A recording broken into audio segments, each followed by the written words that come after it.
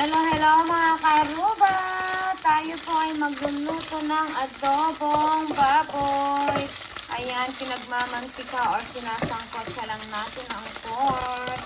Ayan, tostado na ang ating pork. Konti lang ang niluto ko kasi isang kainan lang namin ito. After natin sinangkot siya ang ating pork, nilagay natin ang mga bawang. Ngayon, lalagyan na natin ng paminta.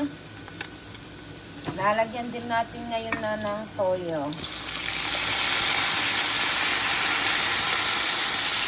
Ang adobo natin parang kinalabasan ay adobong lechon. Tapos, lalagyan natin ng konting honey para medyo matamis-tamis siya. Ayan, luto na ang ating adobo, kaya ilalagay na natin yung sibuyas. At ito na nga ang ating adobo. Masarap na naman ang ating almusal. Dahil meron siyang katernong sinangag at itlog. Ayan. Matataob na naman ang kaldero.